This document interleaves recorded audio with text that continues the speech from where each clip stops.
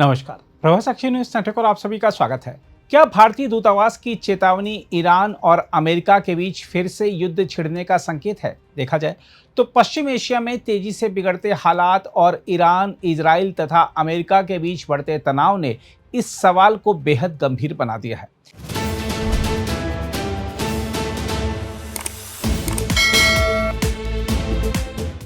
हम आपको बता दें कि तेहरान स्थित भारतीय दूतावास ने एक बार फिर भारतीय नागरिकों को ईरान की यात्रा नहीं करने और वहां मौजूद लोगों को उपलब्ध साधनों से जल्द देश छोड़ने की सलाह दी है।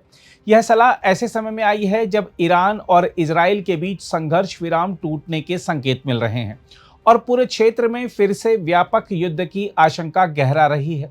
भारतीय दूतावास ने अपनी ताज़ा चेतावनी में कहा है कि क्षेत्र में हालिया घटनाक्रम और सुरक्षा चिंताओं को देखते हुए भारतीय नागरिक अपनी सुरक्षा को सर्वोच्च प्राथमिकता दें। दूतावास ने स्पष्ट रूप से कहा है कि सभी भारतीय नागरिक ईरान की यात्रा से बचें और जो लोग अभी ईरान में हैं वह उपलब्ध परिवहन साधनों से तुरंत बाहर निकलने का प्रयास करें। यह सलाह छात्रों, व्यापारियों, तीर्थयात्रियों और पर्यटकों सहित सभी भारतीयों पर लागू है। हम आपको बता दें कि मौजूदा ईरान अमेरिका इजराइल तनाव के दौरान यह भारत की 8वीं आधिकारिक चेतावनी है। लगभग 7,500 भारतीय अभी भी ईरान में मौजूद बताए जा रहे हैं। इससे पहले भारत ने आर्मेनिया और अजरबैजान की जमीनी सीमाओं के जरिए हजारों भारतीयों को सुरक्षित बाहर निकालने में मदद की थी। इसके अलावा भारतीय विदेश मंत्रालय ने अपने एक बयान में कहा है कि भारत पश्चिम एशिया में हुए नए हमलों पर गहरा खेद व्यक्त करता है। ये घटनाक्रम अंतर्राष्ट्रीय समुदाय के लिए अत्यंत चिंता का विषय है। बयान में कहा गया है कि यह संघर्ष अब 100 दिनों से अधिक समय से जारी है और इससे भारी जन पीड़ा हुई है। इसका वैश्विक अर्थव्यवस्था और ऊर्जा आपूर्ति पर भी गंभीर प्रभाव पड़ा है।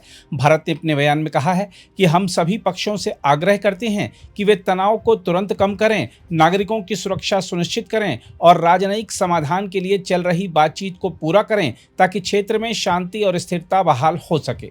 दरअसल हालात तब और ज्यादा गंभीर हो गए जब ईरान की इस्लामिक रिवोल्यूशनरी गार्ड कोर ने दावा किया कि उसने उत्तरी इजराइल में स्थित रामत दाविद वायुसेना अड्डे, नेवातिम और तेल नोफ सैन्य ठिकानों पर बैलिस्टिक मिसाइलों से हमला कर दिया है। ईरान ने इसे लेबनान और बेरूत में इजरायली कार्रवाइयों के जवाब में की गई जवाबी कार्रवाई बताया। इसके बाद इजराइल ने पश्चिमी और मध्य ईरान में कई सैन्य ठिकानों तथा माह शहर स्थित पेट्रोकेमिकल परिसर पर हवाई हमले किए। तेहरान, कराच, तबरीज और इस्फहान में विस्फोटों की आवाज़ें सुनी गईं, जबकि ईरान ने तेहरान के इमाम खोमनी और मेहराबाद हवाई अड्डों को अस्थायी रूप से बंद कर दिया है। देखा जाए तो इस संघर्ष ने अप्रैल में हुए संघर्ष विराम की विश्वसनीयता पर भी सवाल खड़े कर दिए हैं। अप्रैल में अमेरिका और ईरान के बीच संघर्ष विराम की घोषणा के कुछ घंटों बाद ही भारतीय दूतावास ने भारतीयों को तेजी से ईरान छोड़ने की सलाह दी थी। उस समय माना जा रहा था कि संघर्ष विराम केवल अस्थायी राहत है और हालात दोबारा बिगड़ सकते हैं। अब वही आशंका सच होती दिखाई दे रही है। अमेरिकी राष्ट्रपति डोनाल्ड ट्रंप ने भी स्थिति को बेहद चिंताजनक बताया है। उन्होंने कहा है कि ईरान के मिसाइल हमले शांति वार्ता को नुकसान पहुंचाएंगे और तेहरान को फिर से बातचीत की मेज पर लौटना चाहिए। ट्रंप ने यह भी कहा कि वह इजराइल को जवाबी कार्रवाई से रोकने की कोशिश कर रहे हैं क्योंकि एक और सैन्य टकराव महीनों की बातचीत को बर्बाद कर सकता है।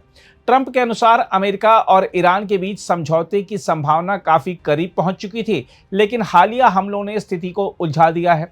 उन्होंने यहां तक कहा कि इजरायली प्रधानमंत्री बेंजामिन नेतन्याहू को अंततः वही मानना होगा जो वॉशिंगटन तय करेगा। हालांकि जमीन पर हालात कुछ और ही कहानी कह रहे हैं। इजराइल ने साफ संकेत दिए हैं कि वह ईरान के हमलों का कड़ा जवाब देगा। दूसरी ओर ईरान ने चेतावनी दी है कि यदि लेबनान या उसके हितों पर हमले जारी रहे तो जवाब और ज्यादा व्यापक होगा।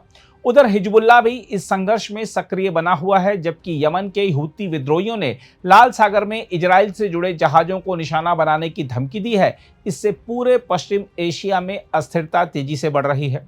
इस बीच तनाव का असर वैश्विक अर्थव्यवस्था पर भी दिखाई देने लगा है। ब्रेंट कच्चे तेल की कीमत $95 प्रति बैरल से ऊपर पहुंच गई है। दुनिया के लगभग 5वें हिस्से का तेल व्यापार हॉर्मुज जलडमरू मध्य से गुजरता है और यदि संघर्ष बढ़ता है तो तेल आपूर्ति पर गंभीर असर पड़ सकता है। लाल सागर और स्वेज नहर के समुद्री मार्गों पर भी खतरा मंडरा रहा है। हूती हमलों की आशंका के कारण वैश्विक व्यापार और जहाजरानी कंपनियों की चिंता बढ़ गई है। इस बीच पाकिस्तान, कतर, सऊदी अरब, मिस्र और तुर्की जैसे देश मध्यस्थता में जुटे हुए हैं। पाकिस्तान के गृह मंत्री मोहसिन नकवी तेहरान पहुंचे और उन्होंने कथित रूप से पाकिस्तानी सेना प्रमुख का संदेश ईरान को सौंपा।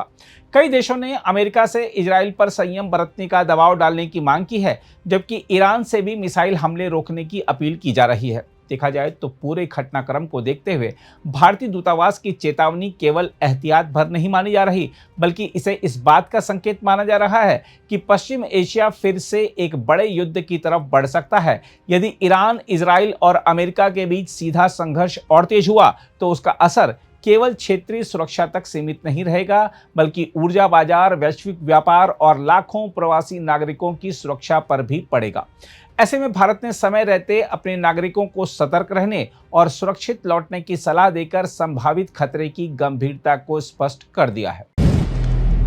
अगर आप भी लेना चाहते हैं देश दुनिया की तमाम जानकारी तो आज ही सब्सक्राइब करें हमारे चैनल को। साथ ही नीचे दिए बेल आइकन को जरूर दबाएं ताकि हर अपडेट आप तक पहुंच सके।